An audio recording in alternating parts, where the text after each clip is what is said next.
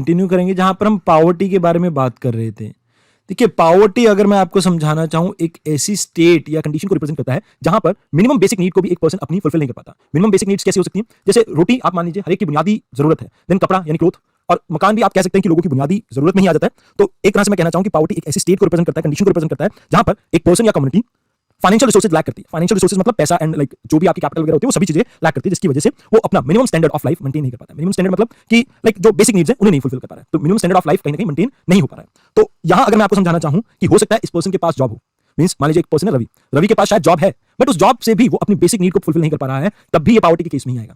बस यहां पर बात यह है कि इसकी जॉब से जो इनकम है वो कम है। अब एग्जांपल देता हूं, जैसे मान लीजिए रवि है, ये दिहाड़ी करता है, दिहाड़ी इन द सेंस की लाइक स्लम एरिया में रहता है ये, और ये किसी कंस्ट्रक्शन साइट पे लाइक डेली वेजेस पे काम कर रहा है। तो इन दैट केस यहां पर हो सकता है किसी दिन इसे दिहाड़ी मिले, किसी दिन ना मिले, तो उस केस में रवि कहां पर चला गया है? Like it is under the poverty influence. अब वर्ल्ड बैंक भी इसे कुछ डिफाइन करने की कोशिश करती है। तो वर्ल्ड बैंक कहती है कि जो पावर्टी है ना, ये बहुत विभिन्न डायमेंशंस की हो सकती है, बट एक चीज यहां पर जरूर है कि इसके कारण, पावर्टी के कारण एक इंसान को उसकी असलता यानी कि वेलबींग को हम अचीव करने से रोक देते हैं। मींस यहां पर कहने का मतलब ये है कि लो इनकम के कारण इनएडुकेट बेसिक गुड्स और सर्विसेज की अवेलेबिलिटी रहती है लोगों को, जिसके कारण उसका सर्वाइवल विद डिग्निटी कहीं ना कहीं हैम्पर हो जाता है। मींस कहने का तात्पर्य ये है कि लो इनकम रहेगी यानी पैसा कम रहेगा, और जब पैसा कम रहेगा तो इसकी वजह से क्या होगा कि वो बेसिक गुड्स एंड सर्विसेज को एक्सेस नहीं कर पाएगा। अब जब बेसिक गुड्स एंड सर्विसेज को एक्सेस नहीं कर पाएगा तो इसकी वजह से आप देखेंगे कि उसका सर्वाइवल तो है, बट वो सर्वाइवल डिग्निटी के साथ नहीं है।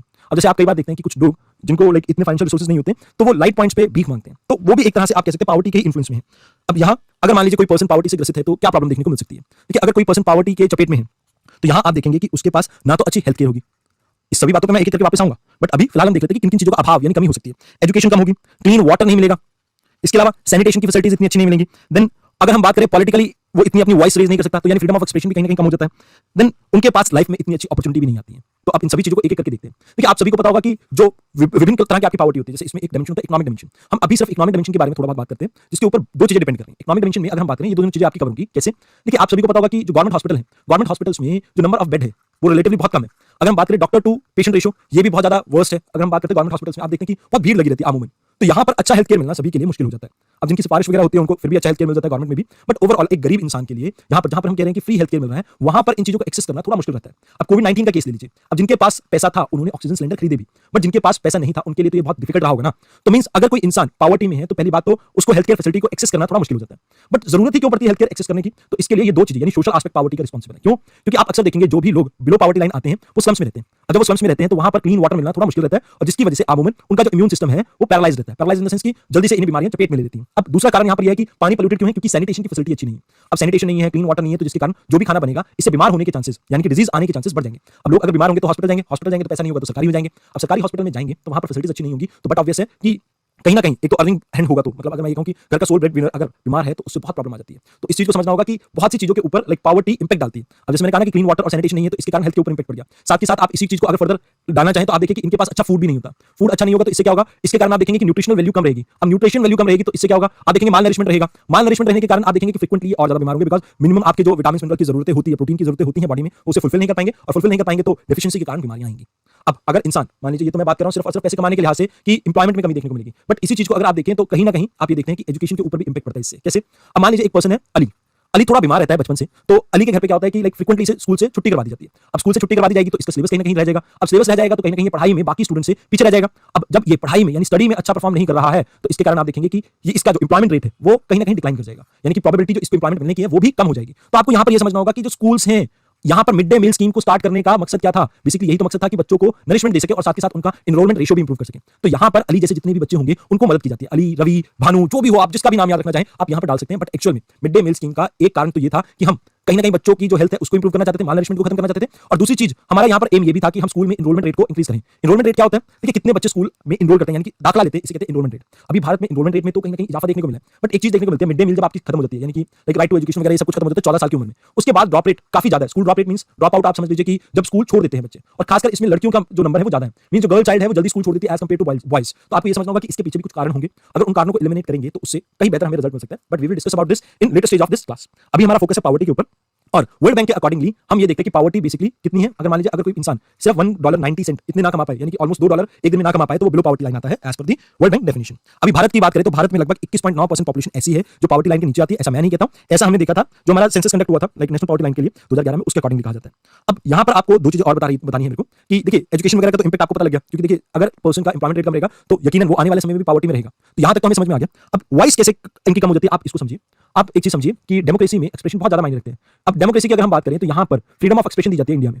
फ्रीडम ऑफ एक्सप्रेशन की अगर हम बात करें तो लोगों को अपनी बात रखने का मौका दिया जाता है, बट क्योंकि इन्फ्लेशन ज्यादा रहता है आजकल, जैसे अभी के समय की बात करें भारत में, और उसके अलावा इंप्लॉयमेंट अपॉर्चुनिटी भी लोगों के पास कम है, क्योंकि आप देखते हैं कि अनएम्प्लॉयमेंट रेट बहुत ज्यादा है इंडिया में। मैन्युफैक्चरिंग सेक्टर यानी सेकेंडरी सेक्टर में हमने इतना वर्क नहीं किया, जिसके कारण आप देखते हैं कि आज की डेट में अनएम्प्लॉयमेंट रेट इंक्रीज हो चुका है। अब अनएम्प्लॉयमेंट रेट इंक्रीज हो चुका है तो लोग कोशिश करते हैं कि जो काम मिले, जैसा काम मिले उसे पकड़ लें। अब यहाँ पर ये लोग प्रोटेस्ट नहीं कर पाते। मींस देखिए एक डायलॉग है एक मशहूर फिल्म का, अगर आपने किसी ने देखी हो, सनी देओल की फिल्म थी नरसिम्हा, उसमें कहा जाता है कि महंगाई को इतना बढ़ाओ कि लोग खाने के लिए काम पे जाएं। Means it should be increase in such a limit कि कहीं ना कहीं लोगों को सिर्फ खाने के बारे में, अपने घर चलाने के बारे में सोचने को मजबूर कर दें। इतनी महंगाई मत बढ़ाओ कि लोग विरोध पे आ जाएं। तो अभी हाल फिलहाल में वर्ल्ड लेवल पे अगर हम बात करें कुछ ऐसा ही चल रहा है, जो इन्फ्लेशन देख रहे हैं पोस्ट कोविड वर्ल्ड में and because of Russia Ukraine war, उसमें आप देखते हैं कि जो इन्फ्लेशन है वो काफी हाई चल रहा है। अब इससे लोग अपनी पॉलिटिकल थॉट्स को एक्सप्रेस नहीं कर पाते। क्यों? क्योंकि मान लीजिए अगर गवर्नमेंट की कोई पॉलिसी उन्हें अच्छी नहीं लगी तो वो अपनी जॉब छोड़ के कहीं प्रोटेस्ट के लिए नहीं बैठ सकते, बिकॉज उन्हें अपना घर चलाना है। तो आप एक बात समझिए कि कहीं ना कहीं पार्टिसिपेशन इनका डेमोक्रेसी में वो कम हो जाएगा, पहली चीज। दूसरी चीज यहाँ पर आप देखते हैं कि भारत में कुछ ऐसी प्रैक्टिस भी की जाती है जो इलेक्शन के टाइम पे, जहां पर वोटर्स को कुछ पैसे देकर उनके वोट खरीदने की कोशिश की जाती है, या उन्हें शराब पिलाकर लुभाने की कोशिश की जाती है, या फ्री में खाना खिलाकर उन्हें लुभाने की कोशिश की जाती है, या फ्री इलेक्ट्रिसिटी देकर उन्हें लुभाने की कोशिश की जाती है। तो this is all just because क्योंकि लोगों के पास बुनियादी सुविधाएं नहीं है।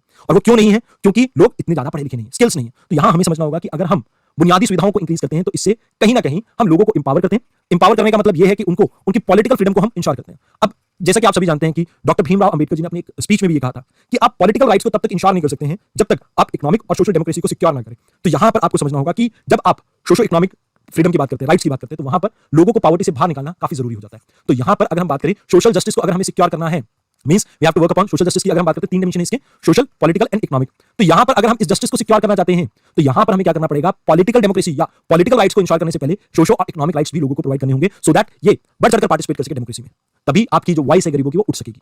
अब कई बार होता है कि इनके लिए प्रोटेस्ट वगैरह कोई लोग करते भी हैं, जैसे आप फार्म प्रोटेस्ट को देखिए, फार्मर्स के पास इनकम नहीं है इतनी, बट स्टिल यहां पर लोगों से फंडिंग आई जिसकी वजह से फार्म प्रोटेस्ट इतने समय तक चल सका। लेकिन आप ये मान के चलिए कि अगर इतना सपोर्ट नहीं मिलेगा, क्योंकि यहां पर आप मान के चलिए कि जो सिख कम्युनिटी है इनके बहुत से बच्चे, जैसे कि मैं आपको बता चुका हूं कि मैं चंडीगढ़ से बिलोंग करता हूं, तो सिख कम्युनिटी के बहुत से बच्चे अब्रॉड रहते हैं। तो वो अपने जो होमलैंड है पंजाब, उसके अंदर फार्मर्स की जो दुर्गति है उसे रोकने के लिए उन्होंने मॉनेटरी सपोर्ट किया, इवन मोटिवेट भी किया। बट यहां पर आपको समझना होगा कि हर प्रोटेस्ट में इस तरह का फाइनेंस जुटाना मुश्किल रहता है, एंड जिसकी वजह से आप देखते हैं कि जो गरीब तबका है इनकी आवाज कभी भी सरकार तक नहीं पहुंच पाती है, बिकॉज ये अपनी रोजमर्रा की जरूरतों को ही पूरा करने में लगे रहते हैं। तो आपको ये समझना होगा कि पॉवर्टी कहीं ना कहीं पॉलिटिकल फ्रीडम की सबसे बड़ी दुश्मन है, और अगर पॉलिटिकल फ्रीडम नहीं है किसी के पास तो सोशल जस्टिस आप कभी भी सिक्योर नहीं कर सकते हैं। तो that you have to learn. अब इसके साथ पॉवर्टी एक प्रॉब्लम और भी लेके आती है, ये प्रॉब्लम है फिजिकल सिक्योरिटी की।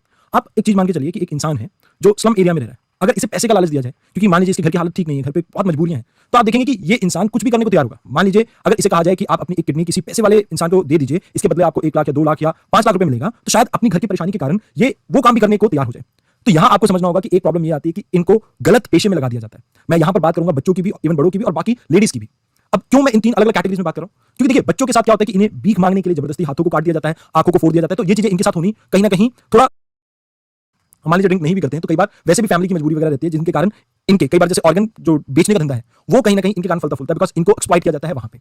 अब लेडीज की बात की जाए तो ह्यूमन ट्रैफिकिंग के केसेस में आप दोनों को देखते हैं, चाहे लेडीज की बात करें चाहे बच्चों की बात करें, तो ह्यूमन ट्रैफिकिंग का भी आपको लाइक वो देखने को मिल जाता है कारनामा, जस्ट बिकॉज ये इकोनॉमिकली इतने स्ट्रॉन्ग नहीं है। देन यहाँ आपको एक दो चीजें और भी याद रखनी है कि जैसे जब हम फिजिकल सिक्योरिटी की बात करते हैं, सम एरिया में आपने देखा होगा कि अक्सर जैसे शौचालय वगैरह नहीं होते, सैनिटेशन फैसिलिटी नहीं होती, तो आपको शायद एक फरीदाबाद का केस याद हो, हमने करंट अफेयर के सेशन में भी डिस्कस किया होगा, अगर नहीं किया तो ये केस स्टडी हम आने वाले समय में डिस्कस कर भी लेंगे। अब ये फरीदाबाद वाला केस क्या था, देखिए आप मुझे याद दिला देना अगर मैंने आपके साथ डिस्कस नहीं किया हुआ है, तो मैं आने वाली क्लास में जो हमारी करंट अफेयर होगी उसमें डिस्कस करूंगा आपके साथ। अब फरीदाबाद वाले केस में क्या हुआ था कि एक बच्ची थी, वो घर से शौचालय के लिए निकलती है, लेकिन बाद में पता लगता है कि उसके साथ रेप और उसको मार दिया गया। तो यहाँ इस तरह की जो सिक्योरिटी वगैरह है, जिसे हम बात करते हैं कि ह्यूमन की डिग्निटी, वो एक्सप्लॉइट की जाती है। तो यू हैव टू अंडरस्टैंड कि फिजिकल सिक्योरिटी नहीं है, इनको एक्सप्लॉइटेशन के चांसेस बहुत हाई रहते हैं, तो जिसकी वजह से सबसे ज्यादा वल्नरेबल कैटेगरी में तो ये आते हैं, बाकी सभी से भी। अब यहाँ एक चीज और भी है, अब क्योंकि इंसान अच्छे से पढ़ा लिखा नहीं है, मतलब जो उसकी कैपेसिटी है that is not sufficient enough to generate employment for him और हर, तो in that case they will fall into जहां पर उन्हें अपॉर्चुनिटीज इतनी अच्छी नहीं मिलेंगी, एंड बिकॉज ऑफ दैट ये एक लॉन्ग टर्म में पॉवर्टी के उस जो विशेष साइकिल है उसमें घिरे रहेंगे। तो दिस इज ऑल अबाउट कि पॉवर्टी के कारण क्या क्या इंपैक्ट देखने को मिल रहा है। अब यहाँ पर अगर हम बात करते हैं तो पॉवर्टी दो टाइप की होती है, एक होती है absolute poverty. Absolute poverty means जो बेसिक नीड है, मतलब ऐसी कंडीशन जहां पर हाउसहोल्ड इनकम इतनी लो है कि आप बेसिक नेसेसिटी को भी, यानी फूड, शेल्टर, हाउसिंग, इनको भी मेंटेन नहीं कर पा रहे हैं। अब इसमें आप क्या करते हैं कि आप कंट्री टू कंट्री इस चीज को कंपेयर भी कर सकते हैं। जैसे मैंने अभी आपको बताया कि वर्ल्ड बैंक ने कहा कि कोई पर्सन अगर इतनी इनकम से कम कमा रहा है एक दिन में तो वो बिलो पॉवर्टी आता है। तो सेम टाइम अगर आप कहीं भी जाते हैं, आप चाहे फ्रांस में हैं, चाहे आप रशिया में हैं, चाहे आप इंडिया में हैं, चाहे आप पाकिस्तान में, आप कहीं भी हैं, तो इन सभी केसेस में ये आप कंपेयर कर सकते हैं। मींस ये तो एब्सोल्यूट आपकी पॉवर्टी को रिप्रेजेंट करता है। ये जो कॉन्सेप्ट है 1990 में आया था, जहां पर हमने लाइक डॉलर अ डे का कॉन्सेप्ट लेके आए थे पावर्टी को मेजर करने के लिए, और लाइक अभी रिसेंटली वर्ल्ड बैंक ने 2015 में इसे चेंज करके, पहले $1 हुआ करता था, अब $1 से थोड़ा ऊपर हो गया, यानी कि ऑलमोस्ट $2 के आसपास पहुंच चुके हैं। अब एक रिलेटिव पावर्टी होती है, अब ये सोशल पर्सपेक्टिव है। अब कैसे? अब मेरी अगर इनकम मैं अंबानी से कंपेयर करूं, अंबानी के मुकाबले तो मेरी इनकम कम है ना, तो यहाँ पर मैं रिलेटिव पावर्टी में आता हूँ। मीन जो अंबानी अफोर्ड कर सकता है वो मैं नहीं कर सकता हूँ। अब जो मैं अफोर्ड कर सकता हूँ, हो सकता है कि वो कोई स्लम वाला जो लाइक फैमिली है वो अफोर्ड ना कर सके। तो आप जब डिफाइन करते हैं सोशल पर्सपेक्टिव से लिविंग स्टैंडर्ड को, यानी उसे कंपेयर करते हैं इकोनॉमिक स्टैंडर्ड्स को, तो उसे हम कह देते हैं relative poverty. Now you have to measure here कि एक इनकम के मुकाबले दूसरी इनकम को आप मेजर कर रहे हैं। जैसे मान लीजिए एक बंदा है जिसका नाम है अली, अली की एक महीने की तनख्वाह 20,000, एक बंदा है रवि, रवि की मंथली इनकम है आप लगा लीजिए 10,000, तो यहाँ पर रवि रिलेटिव पावर्टी में आता है। बट मान लीजिए एक आदमी यहाँ पर सलीम, तो सलीम की इनकम 5,000 है, तो ये इससे अमीर है बट इससे गरीब है, तो ये रिलेटिव कॉन्सेप्ट हो गया। यूजुअली जो रिलेटिव जो पावर्टी है इसे हम परसेंटेज बेसिस पे मेजर करते हैं, मतलब कितनी परसेंट आपकी पॉपुलेशन आपकी फिक्स इनकम से ऊपर आती है और वो उस अकॉर्डिंगली हम उसे देखते हैं, यानी कि एक तरह का ये एवरेज आप कह लीजिए, एवरेज लगा रहे हैं। अब इंडिया में पावर्टी के एस्टिमेशन के लिए अलग-अलग कमिटीज वगैरह बनी हैं, थोड़ा बहुत इनके बारे में हम बात कर लेते हैं, बिकॉज़ हम इससे थोड़ा बेटर पोजीशन में होंगे चीज़ों को समझने के लिए इंडियन कॉन्टेक्स्ट में। तो सबसे पहले आप याद रखना कि 1979 की बात है, एक कमेटी बनी थी, अलग कमेटी। अब ये कमेटी का काम क्या था? इनको कहा गया था कि आप पावर्टी लाइन को डिफाइन कीजिए। इन्होंने मिनिमम डेली रिक्वायरमेंट कैलोरीज के टर्म में रखा और इसमें रूरल और अर्बन एरियाज अलग कर दिए, सेग्रीगेट कर दिए। जहाँ पर अर्बन एरियाज में जो कैलोरी रिक्वायरमेंट थी वो 2100 के आसपास थी एंड रूरल के केस में ये 2400 के आसपास थी। अब आप सोच रहे होंगे अर्बन और रूरल में ये अलग-अलग क्यों? क्योंकि रूरल में फिजिकल वर्क ज़्यादा रहता है, तो इस वजह से यहाँ पर कैलोरी रिक्वायरमेंट थोड़ी ज़्यादा रहती है। देन इसके बाद अलग-अलग कमिटीज और भी बनी, जैसे 1993 में आपकी लकड़वाला कमेटी बनी थी, सॉरी स्पेलिंग थोड़ी गलत होगी, लकड़वाला ये कमेटी बनी थी। देन 2009 में आपकी सुरेश तेंदुलकर कमेटी बनी थी, और प्लीज सचिन तेंदुलकर नहीं है, सुरेश तेंदुलकर है, पेपर में गलत मत कर देना, 2009। देन 2012 में आपकी लास्ट कमेटी जो अभी तक की बनी है वो है रंगराजन कमेटी। रंगराजन कमेटी आप याद रखना कि लाइक मोस्ट रीसेंट आपकी कमेटीज में से एक है। रंगराजन कमेटी ने पावर्टी लाइन को लाइक अगर मंथली पर कैपिटा एक्सपेंडिचर के बेसिस पे देखें तो अर्बन एरिया में इन्होंने कहा कि भैया 1400 के आसपास, मतलब 1407 रुपए कमाने एक इंसान को, एंड रूरल एरिया की बात करें तो 900 कुछ, जिसके ऊपर काफी डिबेट भी हुआ था। अगर आप 1400 को देखें तो रफली 40 रुपए एक दिन का, रफली 40 रुपए एक दिन का। अगर मैं दिल्ली की बात करूंगा, आप दिल्ली में ठेले पे अगर पोहा भी खाते हैं, जैसे कि मैं फ्रिक्वेंटली खाता ही रहता हूँ, तो ये पोहा भी 40 रुपए का आता है एक टाइम का, और इसमें एक टाइम का पेट नहीं भरता है। तो आप ये मान के चलें कि ये 40 रुपए यहाँ पर कह तो रहे हैं, एक्चुअल जो पावर्टी नंबर है दैट कैन बी समवेयर आपका और भी ज्यादा हो सकता है। अब कितना यहाँ पर क्या डिफाइन किया है, ये इकोनॉमी का पर्सपेक्टिव है, मेरा पर्सपेक्टिव सिर्फ यहीं तक था, तो दैट्स व्हाई मैं इसके बियॉन्ड नहीं जा रहा हूँ। आपने इकोनॉमी में इससे बियॉन्ड पढ़ा होगा तो वहां से इसे कनेक्ट करना है आपने। नाउ हेड काउंट रेशियो क्या होता है, इसमें एक चीज आपको बताई जाती है। देखिए incidence of poverty is measured by poverty ratio, जिसे हम हेड काउंट कह देते हैं। It is a ratio of number of people which are below poverty line, यानी कि बीपीएल के जो नंबर है उसको आप यहाँ पर रखते हैं एंड उसके नीचे टोटल पॉपुलेशन को रखते हैं, that is your head count. मतलब मान लीजिए इंडिया में 20 करोड़ लोग बिलो पावर्टी लाइन आते हैं, मैं आपको रफली एक एग्जांपल दे रहा हूँ, और 100 करोड़ हमारी पॉपुलेशन है, तो जो ये जो आपका रेशियो आएगा that is your head count ratio. तो इसको थोड़ा याद रखना। Now what are the basic reason जिसकी वजह से इंडिया में पावर्टी बहुत ज्यादा देखने को मिलती है? देखिए आप सभी को पता होगा कि 1960-70 के दशक में भारत में एकदम से पॉपुलेशन एक्सप्लोजन हुआ था, and because of population explosion आप ये देखते हैं कि जो हमारे पास इकोनॉमिक रिसोर्सेज थे वो इतने पर्याप्त नहीं थे कि जो इस पॉपुलेशन को सपोर्ट कर सके। तो क्योंकि हमारी पॉपुलेशन बहुत रैपिडली इंक्रीज हुई, उस स्पेस पे हमारी इकोनॉमी ग्रो नहीं करी, जिसकी वजह से आज की डेट में भारत में पावर्टी ज्यादा देखने को मिलती है। अब इसमें आप ये मान के चलिए कि जैसे इंडिया में इनिशियली सभी लोग प्राइमरी सेक्टर में थे, फिर इसके बाद मैन्युफैक्चरिंग सेक्टर में आना चाहिए था, सेकेंडरी सेक्टर को डेवलप होना चाहिए था, बट इंडिया में सेकेंडरी सेक्टर डेवलप नहीं हुआ और सीधा हमने जंप कर दिया सर्विस सेक्टर यानी टर्सरी सेक्टर में। अब सर्विस में हमारा रिकॉर्ड अच्छा रहा है, जीडीपी में अच्छा खासा इसका कंट्रीब्यूशन है, बट द थिंग इज अभी भी हमारे पास वो स्किल नहीं है जिससे हम मैन्युफैक्चरिंग सेक्टर में आ सकें, और इतने स्किल तो बिल्कुल ही नहीं है कि जिसमें हम सर्विस सेक्टर में चीजों को मैनेज कर सकें। आपको एग्जांपल देता हूं, जैसे सर्विस सेक्टर में बीपीओ जॉब आती है, बीपीओ जॉब के लिए आपको इंग्लिश आनी चाहिए, बट हर इंसान को इंग्लिश इतनी अच्छी नहीं आती है, तो यहाँ पर एक रिक्वायर्ड स्किल सेट रहता है। अब अगर आपके पास वो स्किल सेट नहीं है तो एम्प्लॉयमेंट रेट आपका कम ही रहने वाला है। तो ये आपको समझना होगा कि देखिए प्राइमरी से सीधा आप टर्शियरी पे जंप करते हैं, बट स्किल्स उस हिसाब से डेवलप नहीं होते हैं, तो जिसके कारण आप ये देखते हैं कि भारत के अंदर लाइक जॉब की कमी देखने को मिलती है, एंड जिसकी वजह से अनएम्प्लॉयमेंट रेट बढ़ता जाता है। और तो करंट गवर्नमेंट ने बहुत से स्टेप लिए हैं, इसके बारे में हम बात करेंगे, बट स्टिल मैं आपको ये कहना चाहूंगा कि ऑन एन एवरेज अगर हम बात करते हैं 17 मिलियन लोग भारत में ऐसे हैं जो मतलब हर साल पॉपुलेशन में हम ऐड कर रहे हैं, मतलब हर साल लगभग हम एक नया ऑस्ट्रेलिया बना देते हैं। अब ये तो बात हुई पॉपुलेशन इंक्रीज की, बट इतनी रेट पे क्या हमारे यहाँ पर एम्प्लॉयमेंट जनरेट हो रहा है? जवाब है ना। तो जिसके कारण आप देखते हैं कि पावर्टी की जो इंसिडेंसेस हैं वो और ज्यादा इंक्रीज होंगे।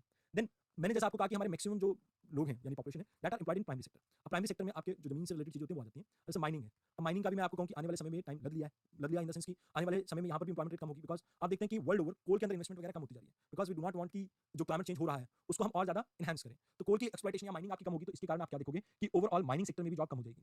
अब एग्रीकल्चर की बात करें तो एग्रीकल्चर में हमारी डिपेंडेंसी तो बहुत है पॉपुलेशन की, बट प्रॉब्लम ये है कि एग्रीकल्चर में जो इनकम है दैट इज वेरी लो। अब इनकम लो क्यों है? देखिए इंडिया में जो लैंड होल्डिंग है दैट इज वेरी स्मॉल।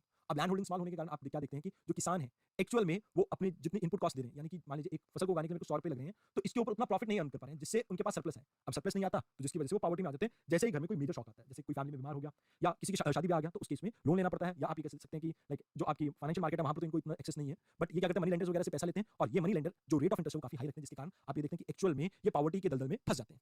तो बिकॉज एग्रीकल्चर की प्रोडक्टिविटी लो है, तो इसके कारण आप ये देखते हैं कि ओवरऑल आपका जो पावर्टी के इंसिडेंसेस है वो काफी इंक्रीज हो जाते हैं। देन जो हमारे पास रिसोर्सेज है, इन रिसोर्सेज का भी जो इस्तेमाल है दैट इज इनसफिशिएंट। अब इनसफिशिएंट रिसोर्सेज का इस्तेमाल कैसे? अब इसे मैं आपको इस तरह से समझाना चाहूंगा कि इंडिया के अंदर दो प्रॉब्लम है। एक मैं आपको यहाँ पर बात करूंगा नेचुरल रिसोर्सेज की, एक बात करूंगा ह्यूमन रिसोर्स की। अब दोनों केसेस कैसे आप समझ सकते हैं उसको मैं बताता हूँ। जैसे मैं आपको कहूँ कि भारत में पर्याप्त मात्रा में कोल है, भारत अपने जो कोल की रिक्वायरमेंट है उसे फुलफिल कर सकता है, सिर्फ कुकिंग कोल हमारे यहाँ पर उतना अच्छी क्वालिटी का नहीं मिलता है, तो दैट्स व्हाई उसे इंपोर्ट करने की जरूरत है। बट हाल के सालों में आप देखते हैं कि भारत ने कोल का आयात मतलब इंपोर्ट बहुत ज्यादा किया है। अब देखिए अब कोल हम जब अगर बाहर से ले रहे हैं तो हम बहुत सा पैसा अपनी जो इकोनॉमी से बाहर की तरफ मूव कर रहे हैं। अब सेम टाइम पे अगर मैं ये कहता कि वो कोल भारत में जनरेट हुआ होता तो भारत में ना केवल रोजगार पैदा होता बल्कि इकोनॉमिक एक्टिविटी बढ़ती, तो इससे देश का भला होता। इकोनॉमिक एक्टिविटी बढ़ने के कारण क्या होता कि लाइक लोगों की इनकम में फर्क पड़ता। अब इनकम अगर इंक्रीज होती तो इससे सेविंग इंक्रीज होती, अब सेविंग इंक्रीज होती तो इससे कहीं ना कहीं इकोनॉमी और ज्यादा तेज होती, और बाकी जो आपका सरप्लस बनता कभी तो आप उस सरप्लस को यूज करके एक बेटर पोजीशन में होते और ज्यादा ह्यूमन डेवलपमेंट के लिए। बट अब बात करते हैं ह्यूमन रिसोर्सेज की। इंडिया में दो मेजर प्रॉब्लम है। एक है अंडर एम्प्लॉयमेंट, मतलब आप जो काम कर रहे हैं आपको उसके लिए पर्याप्त पैसे ना मिले, दैट इज अंडर एम्प्लॉयमेंट। एक है डिस्गाइज्ड एम्प्लॉयमेंट, मींस मान लीजिए एक काम को करने के लिए 4 बंदों की रिक्वायरमेंट थी, उस काम को आप 6 कर रहे हैं, उन 2 बंदों की यहाँ पर जरूरत नहीं थी, बट फिर भी इन्हें यहाँ पर काम करवाया जा रहा है। तो ये दो चीजें हैं जिनके कारण हमारा ह्यूमन कैपिटल जो ह्यूमन रिसोर्स है उसको हम एफिशिएंटली यूज नहीं कर पा रहे हैं। ऑल्दो आने वाले समय में हमारे पास फेवरेबल डेमोग्राफिक डिविडेंड है, बट अगर ये डेमोग्राफिक डिविडेंड को हमने यूज नहीं किया ढंग से तो आने वाले केसेस में आप देखेंगे डेमोग्राफिक डिजास्टर बन जाएगा। क्यों? क्योंकि इतनी ज्यादा पॉपुलेशन अगर आपकी डिपेंडेंट क्रिएट हो गई, जितनी आपकी ये जो नई पॉपुलेशन आ रही है, तो इससे भारत को कभी भी उस पोजीशन में नहीं पहुंचा पाएंगे हम जहां पर वो एक डेवलप्ड कंट्री की कैटेगरी में आ सके। तो दैट इज देयर। देन इसके अलावा लो रेट ऑफ इकोनॉमिक डेवलपमेंट। आपको पता होगा कि भारत में एलपीजी रिफॉर्म जब तक नहीं आई थी 1991 से पहले, हमारे को हिंदू ग्रोथ रेट कहा जाता था। हिंदू ग्रोथ रेट मतलब कि 3 साढ़े 3 के आसपास इकोनॉमी का ग्रोथ रेट था, एंड इसके कारण क्या हुआ कि जो इकोनॉमी है वो इस तरह से फ्लरिश नहीं कर पाई जिस हिसाब से आपकी पॉपुलेशन करे। तो बिफोर एलपीजी रिफॉर्म जो इंडिया की इकोनॉमिक प्रोडक्टिविटी थी, रिसोर्सेज का यूटिलाइजेशन था, वो सभी पुअर और पैथेटिक रहा।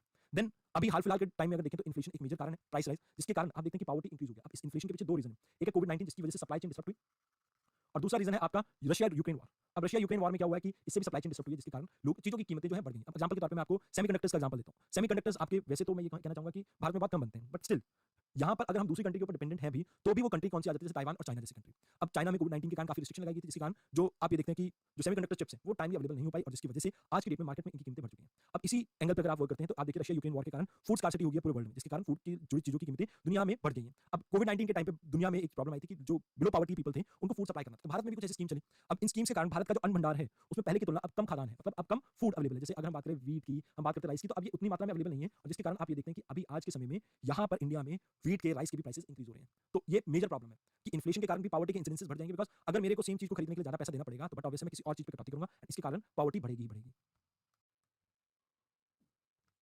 अब इसी के साथ अनएम्प्लॉयमेंट भी देख लेते हैं। अनएम्प्लॉयमेंट मींस कि मेरे पास रोजगार नहीं है। अब अनएम्प्लॉयमेंट क्यों देखने को मिलती है? क्योंकि देखिए इंडिया में जो एजुकेशन सिस्टम है दैट इज मार्क्स ड्रिवन। ज्यादातर हमारा फोकस क्या रहता है कि अच्छे मार्क्स कैसे स्कोर किए करें रादर देन स्किल्स हासिल करने के। तो यहाँ इंडिया में स्किल्स लोगों के पास अच्छे नहीं है, मार्क्स चलो जैसे तैसे चाहिए जाते हैं, बट क्योंकि स्किल्स अच्छे नहीं है तो यहाँ पर एम्प्लॉयमेंट अपॉर्चुनिटी उनके पास कम रह जाती है।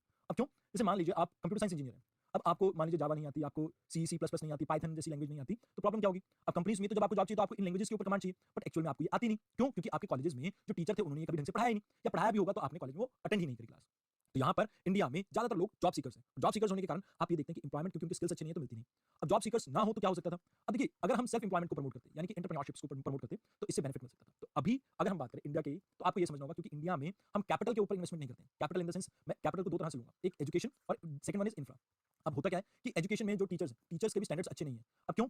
जो अगर हम बात करते हैं अच्छे कॉलेजेस वगैरह की, जैसे आईआईटी एंड ऑल, यहाँ पर आपके पास क्वालिफाइड टीचर रहते हैं, बट सेम टाइम जो प्राइवेट कॉलेज होते हैं जो गली नुक्कड़ में आपको देखने को मिलते हैं, इनमें अच्छे कॉलेजेस मतलब इसमें अच्छे टीचर्स नहीं देखने को मिलते। अब रीजन बीइंग मैं आपको एग्जांपल देता हूँ। मैंने एक कॉलेज देखा है जहाँ पर मैं मतलब एज अ विजिटिंग फैकल्टी के तौर पर गया था, नाम है स्वामी देवी दयाल, हरियाणा का एक कॉलेज है। अब इस कॉलेज में क्या था कि जो बच्चे पहले यहाँ से बीटेक करके हटे थे उन्हीं बच्चों को 10-10 हज़ार में इन्होंने टीचर लगा लिया। अब 10-10 हज़ार में जब इन्होंने टीचर लगाया तो एक्चुअल में हो क्या रहा है यहाँ पे कि इन बच्चों के पास जो यहाँ से पास आउट होते हैं इनके पास इतनी सफिशिएंट नॉलेज नहीं है, ना वो क्राइटेरिया फुलफिल कर पा रहे हैं कि एज अ टीचर के, बट स्टिल क्योंकि इंडिया में इतने कॉलेजेस खुल गए इंजीनियरिंग तो इनसे भी काम चलाना पड़ता है। तो यहाँ गवर्नमेंट को जरूरत है कि इन प्राइवेट कॉलेजेस में टीचिंग के स्टैंडर्ड्स को कहीं ना कहीं मेंटेन किया जाए, स्टूडेंट टू टीचर रेशियो को मेंटेन किया जाए, जिससे अच्छे एजुकेशन के ऊपर हम फोकस कर पाएंगे। सेम अगर हम बात करते हैं स्कूल्स में, प्राइवेट स्कूल्स अच्छे हैं, बट यहाँ पर अगर गवर्नमेंट स्कूल की बात की जाए तो यहाँ पर प्रॉब्लम क्या देखने को मिलती है? एब्सेंटिज्म। मींस टीचर की मान लीजिए कहीं दूर दराज इलाके में ड्यूटी लगी तो वो नहीं जाएगा। देन गवर्नमेंट के कई इनिशिएटिव्स रहते हैं, जैसे मैं आपको एग्जांपल देता हूं कि जनगणना सेंसस का जो प्रोग्राम रहता है उसमें टीचर्स की ड्यूटी लग जाएगी। उसके अलावा जो आपका स्वच्छ भारत अभियान है इसमें टीचर की ड्यूटी लगी, इलेक्शन हो रहे हैं तो टीचर की ड्यूटी लगी, तो जिसकी वजह से आप देखते हैं कि ये 3 रीजन हो गए जिसकी वजह से टीचर एब्सेंट रहते हैं। अब टीचर एब्सेंट रहेंगे तो उनके सिलेबस को कौन कंप्लीट करवाएगा? दूसरी चीज, आई डू बिलीव कि जो टीचिंग प्रोफेशन है इसमें सिर्फ और सिर्फ मेरिट के बेस पे टीचर्स बनने चाहिए। मेरिट के बेस पे क्यों? क्योंकि यहाँ पर आपको ये देखना होगा कि जो करप्शन है इसकी वजह से बहुत नेगेटिव इंपैक्ट पड़ता है ओवरऑल आपकी सोसाइटी पे। क्यों? मान लीजिए एक पर्सन है एबीसी, ये एबीसी पर्सन पैसे देकर अगर इस सीट को हासिल कर लेता है एज अ टीचर और इसके अंदर वो कैपेबिलिटी नहीं है, तो ये कैसे उन स्टूडेंट्स की हेल्प कर सकता है? तो पहली प्रॉब्लम ये। देन रिजर्वेशन की वजह से भी थोड़ी बहुत यहाँ पर परेशानी रहती है, बट मैं ये नहीं कहता कि पूरी प्रॉब्लम यहाँ से ही है, बट यस थोड़ी बहुत प्रॉब्लम, क्योंकि कई बार जो कैपेबिलिटी, देखिए रिजर्वेशन के अंदर भी बहुत अच्छे कैंडिडेट होते हैं, मैं ये नहीं कहता कि हर कैंडिडेट बुरा है, बट एक मिनिमम क्राइटेरिया रखना चाहिए। मैं एज अ वे फॉरवर्ड बता रहा हूँ, minimum criteria in the sense कि एटलीस्ट जैसे आप ये कह सकते हैं कि जो टेस्ट है उसमें नॉर्मल अगर कट ऑफ जा रही है 80%, तो उसमें 80% की जगह आप 60% कर दीजिए या कुछ ऐसा कर दीजिए, बट उस मिनिमम क्राइटेरिया के नीचे टीचर्स की अपॉइंटमेंट नहीं होनी चाहिए। बिकॉज एक मिनिमम मेंटालिटी चाहिए एक टीचर को पढ़ाने के लिए। अगर वो मेंटालिटी नहीं है तो कहीं ना कहीं वो सोसाइटी के अंदर इतना लाइक चेंज नहीं ला पाएगा, वो सोसाइटी को एजुकेट नहीं कर पाएगा, और ऐसे टीचर किसी लायक नहीं है, ना तो वो अपना भला कर सकते हैं ना स्टूडेंट्स का। तो दैट यू कैन रिमेंबर। तो एजुकेशन में अगर हम बात करते हैं सबसे मेजर प्रॉब्लम है इंडिया का जो सिलेबस है, अगर हम बात करते हैं करिकुलम की तो वो मोर और लेस सेम है। लाइक मैं आपको बताता हूं, जो मैंने 10th की एनसीईआरटीज 2004 में पढ़ी थी वो सेम एनसीईआरटीज आज की डेट में 2022-23 में भी देखने को मिल रही है। तो ये क्या है? अब दुनिया में तो इतने सारे बदलाव आ चुके हैं, बेसिक्स बदल चुके हैं, बट स्टिल हम उन्हीं चीजों को बार-बार रिपीट करी जा रहे हैं ईयर दर ईयर। हमें चाहिए कि हमारा जो सिलेबस है वो as per the current context हो, जो आज की नॉलेज है उसके अकॉर्डिंग हो। तो यहाँ पर बच्चों को इंटरेस्ट तभी आएगा जब आप रेगुलर नॉलेज के ऊपर फोकस करेंगे। मैं आपको एक एग्जांपल देता हूँ, शायद मैंने आपको पहले भी कहा था, मैं लाइक एजुकेशन वाइज एक इंजीनियर हूँ, मतलब बीटेक करके मैंने बीटेक करी कंप्यूटर साइंस में। मेरे को कंप्यूटर साइंस में इंटरेस्ट इसलिए था क्योंकि I was like fond of hacking, मतलब मेरे को वो चीज़ सीखनी थी। बट जब मैंने 2008 के आसपास ये डिग्री वगैरह की थी, तो उस समय मतलब मैंने डिप्लोमा के बाद डिग्री की, मैं आपको बता दूँ। तो उस समय होता क्या था कि ये हैकिंग वगैरह का अलग से कोई कोर्स नहीं हुआ करता था किसी भी कॉलेज में।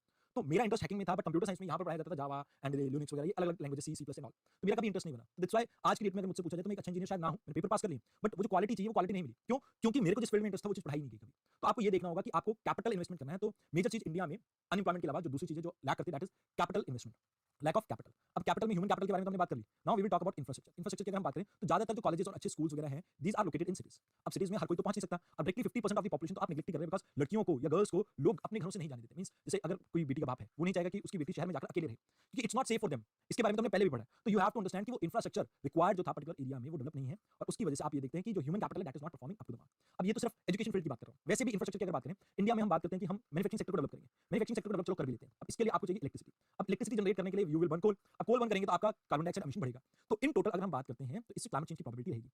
चलो अगर मान लीजिए हम टेक्नोलॉजिकल डेवलपमेंट करते हैं और हम सोलर एनर्जी के ऊपर फोकस करते हैं, बट स्टिल ये डेवलपमेंट आपकी तभी पहुंचेगी जब आप आर&डी के ऊपर फोकस करेंगे। तो सबसे पहले हमें आर&डी के ऊपर फोकस करना चाहिए, और साथ ही साथ इलेक्ट्रिसिटी इंफ्रास्ट्रक्चर का सबसे मेजर कंपोनेंट है, उसके ऊपर भी फोकस करना चाहिए। बिकॉज अगर मैं आपको एग्जांपल देता हूं, पंजाब में जब कटाई होती है, बिजाई होती है किसी भी फसल की, उस समय इंडस्ट्रीज को पावर कट का सामना करना पड़ता है। I give you an example, मेरे रिलेटिव्स हैं मंडी गोविंदगढ़ में। मंडी गोविंदगढ़ लाइक एक एरिया है जहां पर आपका जो आयरन है, मतलब स्क्रैप आयरन वगैरह, इसकी बहुत सारी इंडस्ट्रीज हैं। आयरन की बड़ी बड़ी इंडस्ट्री है यहाँ पे, मतलब chunk of industries north India में यहाँ पर देखने को मिल जाती है। अब यहाँ पर क्या होता है कि जब बीजने का टाइम होता है लाइक राइस एंड ऑल, तो उस समय पावर कट बहुत ज्यादा लगते हैं। तो यहाँ आपको समझना होगा कि ये जो एरिया है इंडस्ट्रियल हब है। अब यहाँ अगर टाइम पे आपको इलेक्ट्रिसिटी नहीं मिलेगी तो प्रोडक्शन लेवल में फॉल्ट आएगा, सप्लाई चेन डिस्टर्ब होगी। अगर सप्लाई चेन डिस्टर्ब होगी तो इससे ओवरऑल इकोनॉमी के ऊपर इंपैक्ट पड़ेगा। That's why we have to focus on electricity. Then एक चीज मैं आपको बताता हूँ, लाइक इंफ्रास्ट्रक्चर में एक और चीज आती है जैसे रोड, रेलवेज एंड ऑल, तो वो भी इंडिया में इतने अच्छे डेवलप नहीं है। अब क्यों? अब मैं आपको एग्जांपल देता हूँ कि like I just give you an example of मालगाड़ी। एक मालगाड़ी थी जिसमें कुछ फर्टिलाइजर वगैरह जा रहा था, और ये मालगाड़ी मेरे ख्याल से लगभग 9 से 10 साल लेट चल रही थी। मतलब ए पॉइंट से स्टार्ट होकर इसने अपने डेस्टिनेशन बी पे पहुंचना था, और इसने 10-11 साल लगा दिए लगभग पहुंचने में। अब इस तरह की आप सर्विसेज दोगे तो इंडिया में फॉरेन इन्वेस्टमेंट कम हो जाएगा। अब फॉरेन इन्वेस्टमेंट यानी एफडीआई और एफआईआई कम होगा, तो इससे इंडिया में कैपिटल इन्वेस्टमेंट कम होगा। अब कैपिटल इन्वेस्टमेंट कम होगा तो ओवरऑल इकोनॉमी में ग्रोथ नहीं देखने को मिलेगी, और ग्रोथ नहीं होगी तो पॉवर्टी के इंसिडेंस और ज्यादा इंक्रीज हो जाएंगे। तो ये आपको याद रखना है कि that we are not focusing on those parts जहां से हम एक्चुअल में पूरी भारत का भला कर सकें। देन सोशल फैक्टर्स भी हैं कुछ। अब सोशल फैक्टर में बात करूं तो सबसे पहले तो आप कास्ट सिस्टम को ले लीजिए। कास्ट के भेदभाव के कारण आप देखते हैं कि बहुत बड़ी पॉपुलेशन को, यानी ऑलमोस्ट हम बात करते हैं 24%, लाइक एससी एसटी दोनों को मिला रहा हूं, और प्लस इनमें आप इन सभी को काउंट करके कह लीजिए कि मोर देन 50%, क्योंकि इसमें वुमेन को भी जब आप ऐड कर देंगे तो मोर देन 50% पॉपुलेशन को तो हम आउटराइट डेवलपमेंट का अधिकार इतना देते ही नहीं, क्योंकि हमारी जो सोसाइटी है पहले से वुमेन के लिए पेट्रियार्कल सोसाइटी, इसलिए प्रॉब्लम। और इतने सालों से यहाँ पर कास्ट सिस्टम चला रहा है, कास्ट सिस्टम देखने को मिलता है। अब जैसे आप देखते हैं कि यादव यादव कोई वोट करता है, सिख सिख कोई वोट करता है, तो वो चीजें आपको देखने को मिलती है। तो like these things you have to remember कि कास्टिज्म और कास्ट सिस्टम के कारण इंडिया में डेवलपमेंट कोर तक नहीं पहुंच पा रहा है। दूसरी चीज, आपके यहाँ पर सर्टेन ट्रेडिशंस देखने को मिलते हैं जिसकी वजह से कई बार बहुत सी प्रॉब्लम हो जाती है। अब प्रॉब्लम क्या? आप सीक्रेट ग्रुप्स का कॉन्सेप्ट देखते हैं। सीक्रेट ग्रुप्स ठीक है, एक पर्टिकुलर एरिया आपका लाइक वी कैन से कि it is not to be touched, but पूरे के पूरे एरिया को अगर आप ऐसे ही मना करते रहेंगे। एग्जांपल देता हूं, लाइक सीक्रेट ग्रुप्स का तो नहीं है, बट वैसे आप ट्रेडिशनल एक एग्जांपल ले सकते हैं। इंडिया में एक प्रॉब्लम है, like land is turned as कि कितना लोग आपको वो देंगे, लाइक इज्जत देंगे, उसके ऊपर डिपेंड करता है। ठीक है जी, कहने का मतलब ये है कि आपके पास जितना ज्यादा लैंड होगा लोग आपकी उतनी रिस्पेक्ट करेंगे। It's a kind of social status को रिप्रेजेंट करता है। ये इंडिया का ट्रेडिशन है। अब मान लीजिए एक किसान है, इसके पास गवर्नमेंट आती है कि भैया हमें यहाँ पर एक डेवलपमेंट प्रोजेक्ट स्टार्ट करना है। आपको जैसे एग्जांपल देता हूं, अहमदाबाद और मुंबई के बीच में शायद बुलेट ट्रेन का जो चल रहा था। अब गवर्नमेंट को इसके लिए लैंड एक्वायर करना था, बट आज तक मैं आपको बता रहा हूं 2015-16 में इसकी बात स्टार्ट हुई थी, बट आज तक इस चीज को हम एक्वायर नहीं कर पाए लैंड को। It's been 6 year. अब इस प्रोजेक्ट की कॉस्ट इंक्रीज कर जाएगी। अब कॉस्ट इंक्रीज कर जाएगी तो बाहर की कंपनीज अपना पैसा खींच लेंगी, और जिसकी वजह से इंडिया को बहुत सा नुकसान हो सकता है। देन ऑलमोस्ट अगर हम बात करें, इट्स बिन लाइक 100 साल लगभग होने वाले हैं, लाइक 75 तो हो ही चुके हैं। अभी तक हम कॉलोनियल माइंडसेट से बाहर नहीं आए। Like if we talk about जो ऑफिसर्स है, ऑफिसर्स का जो माइंडसेट है वो माई बाप वाला है। Like they want people to show respect to them. देखिए रिस्पेक्ट अर्न की जाती है। मैं आपको एक चीज समझाना चाहूंगा। अब क्या होता है कि जैसे कई बार ऑफिसर्स के पास अपनी कंप्लेंट लेके कोई निचले तबके के लोग आते हैं, तो उनकी फरियाद सुनी नहीं जाती, बिकॉज उनकी वेशभूषा की वजह से। बिकॉज इंडिया में पर्सन को जज किया जाता है उसके कपड़ों से, उसके विचारों से नहीं, उसके कपड़ों से जज किया जाता है। दैट्स व्हाई ये मेंटालिटी जो है ये कॉलोनियल मेंटालिटी है। आप ये मान के चलिए कि इंडिया में जो डी इंडस्ट्रियलाइजेशन देखने को मिलती है विदेशियों के टाइम पे, यानी ब्रिटिशर्स के टाइम पे, वो आज तक भी माइंडसेट चल रहा है। इंडिया में रॉ मटेरियल वगैरह सब कुछ है, आज भी हम क्या कर रहे हैं, इन रॉ मटेरियल को बाहर भेजते हैं। जैसे कॉटन इंडिया में प्रोड्यूस होता है, कॉटन हम बाहर बेचते हैं। इंडिया में हम मशीन्स वगैरह लाके डेवलपमेंट नहीं कर रहे हैं। मींस मशीन्स वगैरह टेक्नोलॉजी वगैरह अगर हम कैटर करें, वो टेक्नोलॉजी के थ्रू हम इंडिया में भी तो कपड़े बना सकते हैं ना। एंड अगर इंडिया का क्लोथ ब्रांड बनेगा तो इससे इंप्लॉयमेंट और ज्यादा इंक्रीज होगी। अब मैं आपको एग्जांपल देता हूं, इंडिया में हम आयरन एक्सट्रैक्ट करते हैं, बट मेजॉरिटी इंडिया में जो स्टील है वो हम बाहर से लेके आते हैं, क्योंकि इंडिया में आयरन भी है और आपको मैं ये कह रहा हूं कोल भी। अब इन दोनों को मिक्स करके स्टील बनाना कितना मुश्किल है? आसानी तो रहेगा, बट हम आज की डेट में भी चाइना जैसी कंट्री से भी इंपोर्ट कर रहे हैं स्टील। तो वो माइंडसेट किसका था? एक्चुअल में ये डी इंडस्ट्रियलाइजेशन का माइंडसेट यूरोपियंस का था, ब्रिटिशर्स का था। हम उसी को फॉलो करें। ये माई बाप वाली जो फिलॉसफी मैं आपको बता रहा हूं, ये भी एक तरह से जो ऑफिसर्स है इनके अंदर बिहेवियरल आपका एस्पेक्ट आता है, जहां पर they do not want to connect with the population. जब तक आप पॉपुलेशन से कनेक्ट नहीं होंगे उसके बाद तब तक आप कैसे ये समझ सकते हो कि उनकी प्रॉब्लम्स क्या है? उसी के बाद तो आप उन प्रॉब्लम्स को सॉल्व कर पाओगे। तो दैट ऑफिसर्स लाइक माइंडसेट को आपको चेंज करना होगा। अभी लास्ट में अगर मैं आपको बताऊं तो पॉवर्टी एक तरह का ट्रैप है। जैसे आप देखते हैं कि लोगों के पास लो इनकम है। अब लो इनकम है तो आप देखेंगे कि हेल्थ और एजुकेशन के ऊपर जो खर्चा है वो कम होगा। अब हेल्थ और एजुकेशन के ऊपर खर्चा कम होगा तो इससे ह्यूमन कैपिटल जो है वो आपका कम बनेगा। मतलब कैपिटल इतना अच्छा नहीं होगा ये जिसको एम्प्लॉयमेंट मिल पाएगी। अब ह्यूमन कैपिटल आपका कम होगा तो उनकी जो प्रोडक्टिविटी है वो भी क्या रहेगी? कम रहेगी। अब क्योंकि प्रोडक्टिविटी भी कम रहेगी और इनकम भी कम है, तो अगेन ये उस पॉवर्टी के विशेष ट्रैप में बैठे रहेंगे, पड़े रहेंगे। अब यहाँ पर क्योंकि ये इनके पास इनकम कम है तो इनके पास सेविंग कम होगी।